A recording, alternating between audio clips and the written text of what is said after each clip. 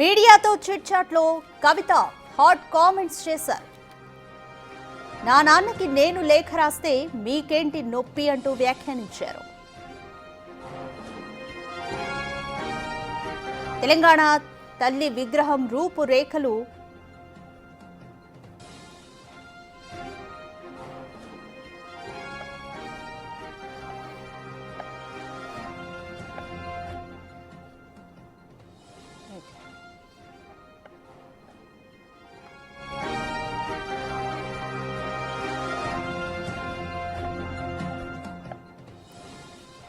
Right మీడియాతో chit chat లో కవిత hot comments చేశారు. మా నాన్నకి నేను లేఖ రాస్తే మీకేంటి నొప్పి అంటూ వ్యాఖ్యానించారు. తెలంగాణ తల్లి విగ్రహం రూపురేఖలు మార్చినప్పుడు పార్టీ నాయకులు ఎందుకు మాట్లాడలేదు అంటూ కవిత ప్రశ్నించారు. మా నాన్నకి నేను లేఖ రాస్తే మీకేంటి నొప్పి అంటూ లేఖ లీక్ చేసిన వాళ్లను పట్టుకోమంటే నా మీద ప్రతాపం చూపిస్తే ఎలా అంటూ ప్రశ్నించారు. తెలంగాణ తల్లి విగ్రహం రూపురేఖలు మార్చినప్పుడు ఎందుకు పార్టీ నాయకులు మాట్లాడలేదు అంటూ కవిత ప్రశ్నించారు. దేశం బయట మీడియా సెల్ పెట్టుకుని దాడి చేస్తామంటే ఎలా అంటూ అన్నారు. బీఆర్ఎస్ లో కొంతమంది నాయకులు బీజేపీతో, కొంతమంది కాంగ్రెస్ తో టచ్ లో ఉన్నారన్నారు. బీఆర్ఎస్ వజ్రోత్సవం మీటింగ్ సక్సెస్ చేసింది కేసీఆర్ మాత్రమే, నేను రాసిన లేఖలో తప్పేముంది అంటూ ఆమె ప్రశ్నించారు.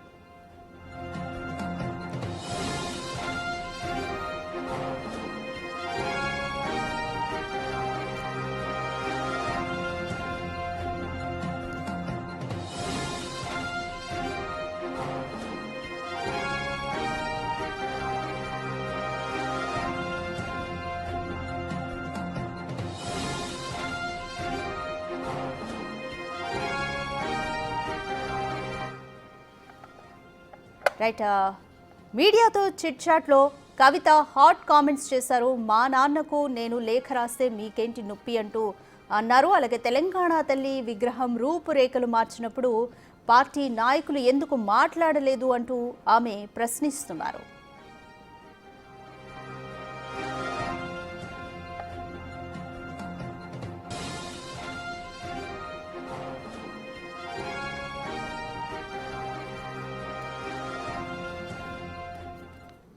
రైట్ దీనిపై మోర్ డీటెయిల్స్ మా అసోసియేట్ ఇన్పుట్ ఎడిటర్ నగేష్ అందిస్తారు. రైట్ నగేష్, కవిత చేసిన కామెంట్స్ ని ఏ విధంగా చూడాలి? అంటే లేఖ ఎలా లీక్ అయింది అన్న దానిపై ఫోకస్ చేయాలి అన్నట్టే తన ఉద్దేశం అనుకోవచ్చా?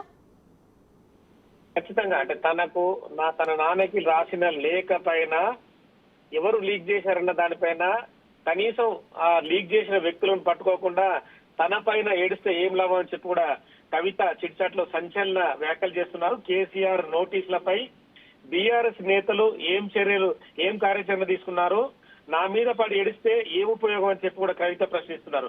కొంతమంది పెయిడ్ ఆర్టిస్టులు, పెయిడ్ యూట్యూబ్ ఛానళ్లు, పెయిడ్ ఛానళ్లతో ఇంటి ఆడపడుచుల పైన కుట్రలు చేస్తున్నారని చెప్పి డైరెక్ట్ గానే బీఆర్ఎస్ నేతల పైన టార్గెట్ చేస్తూ కవిత సంచలన వ్యాఖ్యలు చేస్తున్నారు. లిక్కర్ స్కామ్ లో నా పేరు వచ్చినప్పుడే రాజీనామా చేస్తానని చెప్పి తను డైరెక్ట్ గా అప్పుడు కేసీఆర్ కి చెప్పినట్టుగా చిట్ చాట్ లో చెప్తుంది. ఏమి చేయలేక నా మీద కేసు పెట్టారు అని కేసీఆర్ అన్నారని చెప్పి కూడా అప్పుడు మాట్లాడినట్టుగా కూడా చిట్ చాట్ లో చెప్తుంది.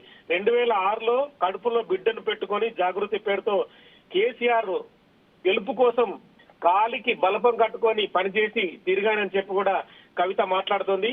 పార్టీలో లింక్ వీరులను బయట పెట్టమంటే గ్రీకు వీరులాగా పోజులు కొడుతున్నారు బీఆర్ఎస్ నేతలని చెప్పి కూడా డైరెక్ట్ బీఆర్ఎస్ నేతల పార్టీ పైన కామెంట్ చేస్తుంది.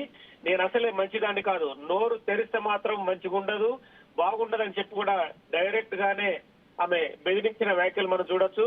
నా నాన్నకి నేను లేఖ రాస్తే మీకు ఏం నొప్పి, తెలంగాణ తల్లి విగ్రహం రూపురేఖలు మార్చినప్పుడు పార్టీ నాయకులు ఎందుకు మాట్లాడలేదు అంటే ఈ విషయాలన్నీ కూడా మరి తనన్న పార్టీ వర్కింగ్ ప్రెసిడెంట్ కేటీఆర్ నా లేదంటే తన బావ మాజీ మంత్రి హరీష్ రావు అన్నది కూడా తెలియాల్సి ఉంది. ఈ విషయం పైన ఎందుకు మాట్లాడలేని చెప్పి కూడా కవిత కామెంట్ చేశారు.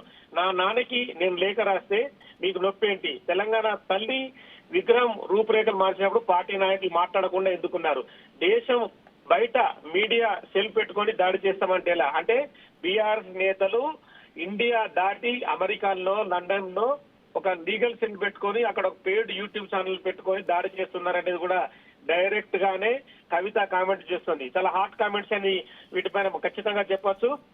కొంతమంది బీఆర్ఎస్ నేతలు కూడా బీజేపీ నాయకులతో కాంగ్రెస్ తో టచ్ లో ఉన్నారని చెప్పి కూడా ఆమె అంటుంది. ఎందుకంటే ఆ నేతల పేర్లు కూడా ఖచ్చితంగా బయటకు రావాల్సిన అవసరం ఉందని చెప్పి కూడా కవిత కామెంట్ చేస్తుంది. బీఆర్ఎస్ వజ్రోత్సవ మీటింగ్ సక్సెస్ చేసింది కేసీఆర్ మాత్రమే. నేను రాసిన లేఖలో ఏ ఒక్క పదం కూడా తప్పు లేదు, తప్పు ఏముంది అనేది కూడా క్వశ్చన్ చేస్తోంది. కేసీఆర్ నోటీసుల పైన బీఆర్ఎస్ నేతలు ఏం కార్యాచరణ తీసుకున్నారు అని చెప్పి కూడా ఆమె ప్రశ్నిస్తుంది. మొత్తానికైతే కవిత కామెంట్ అనేది కూడా చాలా ఇంపార్టెంట్ విషయాలే మాట్లాడినట్టు మనకు కనబడుతుంది. బీఆర్ఎస్ పార్టీ నా పార్టీ, పార్టీ బలోపేతం కోసం నా రక్తం చిందించాను, నా రక్తం దారపోసానని చెప్పి కవిత అంటోంది. కేసీఆర్ నోటీస్ పైన ఎందుకు స్పందించలేదు? వేరే నాయకుడికి వస్తే అందరూ ఎమ్మెల్యేలు వెళ్లారు. అమెరికాలో పార్టీ సంబరాల వల్ల ఉపయోగం ఏంటి? అమెరికాలో రజతోత్సవ సభ నిర్వహించడం కోసం పార్టీ వర్కింగ్ ప్రెసిడెంట్ కేటీఆర్ తో పాటు చాలా మంది ఎమ్మెల్యేలు, మాజీ మంత్రులు, పార్టీకి సంబంధించిన మాజీ కార్పొరేషన్ చైర్మన్లు వెళ్లారు. వాళ్ళందరినీ డైరెక్ట్ గానే టార్గెట్ చేస్తూ అమెరికాలో పార్టీ సంబరాలు చేయాల్సిన అవసరం ఏంటి, దాని వల్ల ఉపయోగం ఏంటి అనేది కూడా కవిత కామెంట్ లో చెప్తుంది. చిల్లర రాజకీయాలు నేను చేయను, కేసీఆర్ నోటీసులు ఇవ్వడానికి జూన్ 3న నిరసనగా ధర్నా చేయాలని చెప్పి నేను నిర్ణయించుకున్నాను. జాగృతి వేదికగా నేను చేస్తున్న ప్రతి పని పార్టీ బలోపేతం చేసేవే. పార్టీ చేయని పనులు నేను చేస్తున్నాను, జాగృతి పేరుతో నేను చేస్తున్నా అని చెప్పి కూడా కవిత చాలా హాట్ కామెంట్సే చిట్ చాట్ లో పేర్కొంది. డైరెక్ట్ గానే భారత రాష్ట్ర సమితి పార్టీకి సంబంధించిన ముఖ్య నేతలందరినీ టార్గెట్ చేస్తూ మాట్లాడిన పరిస్థితి చిట్ చాట్ లో. ఎవరైతే కేసీఆర్ తన నాన్నకి ప్రేమతో లేఖ రాసిందో, కేసీఆర్ పార్టీ అధ్యక్షుడిని వదిలిపెట్టి మిగతా పార్టీ వర్కింగ్ ప్రెసిడెంట్ కేటీఆర్ కావచ్చు, పార్టీ మాజీ ముఖ్యమంత్రి హరీష్ రావు కావచ్చు, మిగతా కింది స్థాయి నేతలు ఎవరైతే ఉన్నారో వాళ్ళందరినీ టార్గెట్ చేస్తూ కవిత చిట్ చాట్ లో పేర్కొన్నారు. మొత్తానికైతే బీఆర్ఎస్ పార్టీ నాన్నకు ప్రేమతో లేఖ తర్వాత కవిత చిట్ చాట్ లో మాట్లాడిన మాటలు బట్టి ఖచ్చితంగా బీఆర్ఎస్ పార్టీ ఇరుకున పడుతుంది. మరి బీఆర్ఎస్ పార్టీకి సంబంధించి ఖచ్చితమైన వాళ్ళు కూడా ఆన్సర్ చేయాల్సిన పరిస్థితి అయితే ఏర్పడింది. ఇప్పటికైతే కేసీఆర్ తనకు రాసిన లేఖ పైన నాయకులు ఎవరు మాట్లాడకూడదని చెప్పి వాళ్ళందరికీ ఆదేశాలు జారీ చేశారు. ఇందులో కేటీఆర్ తో పాటు మాజీ మంత్రి హరీష్ ని, మిగతా నేతలందరినీ కూడా లేఖ పైన ఎక్కడ కూడా నోరు విప్పకూడదని చెప్పారు.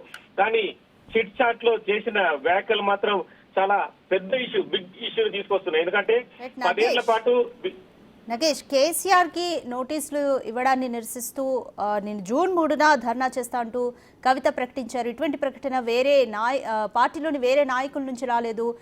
పార్టీలోని వేరొక నాయకుడికి నోటీసులు వస్తే అంతా కదిలొచ్చారు, కానీ కేసీఆర్కి వస్తే ఎందుకు కదిలి రాలేదంటూ కూడా ఆమె వ్యాఖ్యానించారు. సో ఇవన్నీ ఏ విధంగా చూడాలి? అంతర్గతంగా ఉన్న కొట్లాటను మళ్ళీ కవిత మీడియా ముందు పెట్టిందని అనుకోవచ్చా?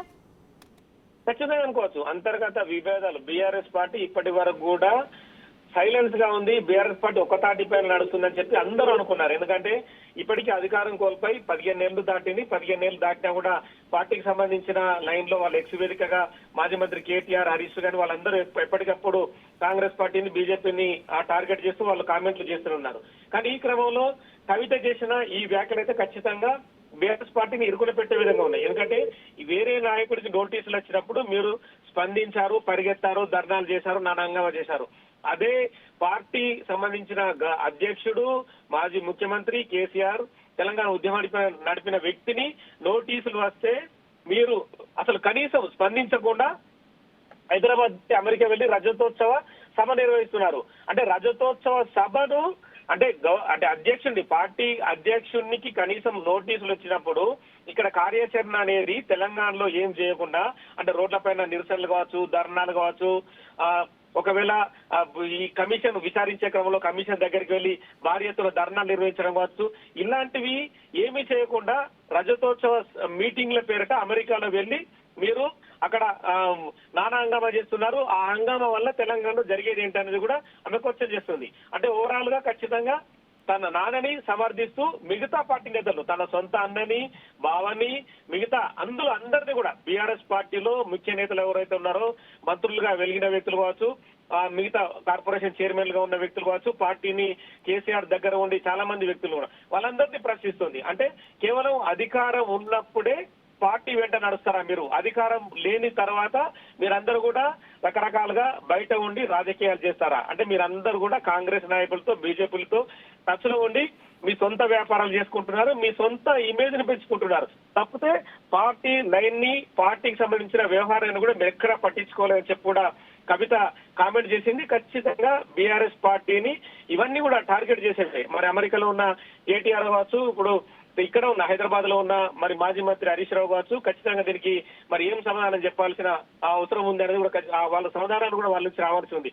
ఇప్పటికైతే కేసీఆర్ మాత్రం మౌనం వీయడం లేదు. తన ఫామ్ హౌస్ లోనే ఉన్నాడు. తాను ఏదైతే కమిషన్ ఇచ్చిందో, కాళేశ్వరం కమిషన్ ఇచ్చిన నోటీసుల పైన అటెండెన్స్ కోసం తాను అంటే వర్చువల్ గా అటెండ్ కావాలా, లేదంటే తను వ్యక్తిగతంగా అటెండ్ కావాలా, లేదంటే తనకు సంబంధించిన ఒక నివేదికను తయారు చేసి కమిషన్ కు పంపాలన్న దానిపైన ఆయన న్యాయ నిపుణులతో చర్చిస్తున్నారు. నిన్న మాజీ మంత్రి హరీష్ తో కూడా తన నోటీసుల పైన కూడా చర్చించారు. సో కవిత ఇలాంటి సందర్భంలో ఈ నోటీసులు వచ్చినాయి, ఈ రజతోత్సవ సభకు సంబంధించిన మొత్తం ఇష్యూ నడుస్తున్న సందర్భంలో కవిత మాత్రం బీఆర్ఎస్ పార్టీని ఇరుకున పెట్టే విధంగా ప్రస్తుతం అయితే చిట్ చాట్ నడుస్తుందని చెప్పొచ్చు. మొన్నటి లేఖ తర్వాత లేఖను మించి కూడా ఆమె కామెంట్స్ అయితే ఇవాళ ఉన్నాయి. రైట్ నగేష్, పత్రికల్లో నా మీద కథనాలు వచ్చినా కూడా పార్టీ నాయకులు ఎందుకు స్పందించలేదు అంటే ఇప్పటి వరకు కూడా ఆమె ప్రశ్నించారు. అవును, ఇది కూడా మనం సరిగా ఈ విషయమే బయటకు వచ్చింది. లెటర్ ఎలా లీక్ అయింది అనేది కూడా ఆమె బయట పెట్టమంటే కూడా దీనికి సంబంధించి కూడా ఇంతవరకు ఎవరు కూడా స్పందించలేదు. ఏ విధంగా చూడాలి? అంటే ఖచ్చితంగా అంటే బీఆర్ఎస్ పార్టీలో ఏదో జరుగుతుందన్న దానికి మాత్రం ఖచ్చితంగా కవిత ఎపిసోడ్ మాత్రం పెద్ద ఉదాహరణగా చెప్పచ్చు. కవిత పైన కూడా ఒక ప్రముఖ పత్రికలో నిన్న పెద్ద ఎత్తున వార్త వచ్చింది. ఆల్రెడీ కాంగ్రెస్ పార్టీలో చేరడానికి సుముఖంగా ఉంది అని చెప్పి వచ్చింది. కానీ ఒక వర్గం నేతలు తనను రాకుండా అడ్డుకున్నారని చెప్పి కూడా అందులో వాళ్ళు రాసుకొచ్చారు. ఇవాళ కూడా దాన్ని ఉటంకిస్తూ దానికి కంటిన్యూషన్ గా వాళ్ళు కూడా 6 ఎమ్మెల్యేలు కూడా తను పట్టుకోవడానికి సిద్ధంగా ఉన్నారు, మంత్రి పదవి ఇవ్వాలని చెప్పి కూడా అడిగారని చెప్పారు. కానీ కాంగ్రెస్ లో ఉన్న కొంతమంది నేతలు మాత్రం కవిత ఇప్పుడు అవసరం లేదన్న విషయంలో వాళ్ళు చెప్పడంతో పార్టీ అధిష్టానం వెనుకంత వేసిందని రాసుకొచ్చారు. కానీ 2 ఇష్యూస్ కి అయితే ఆమె కౌంటర్ ఇచ్చింది. అంటే ఇదంతా ఫేక్ వార్త అని చెప్పి కూడా కౌంటర్ ఇచ్చింది. తాను ఆ పత్రిక పైన కూడా కొన్ని వ్యాఖ్యానాలు చేసింది. అంటే రాజకీయ నేతల పైన మాట్లాడేటప్పుడు వాళ్ళు కనీస ఇన్ఫర్మేషన్ లేకుండా అని చెప్పి కూడా అందులో కామెంట్ చేసింది. సో ఇవన్నీ కూడా అంటే మొత్తానికి ఓవరాల్ గా కవిత బీఆర్ఎస్ పార్టీలా ఉంటుందా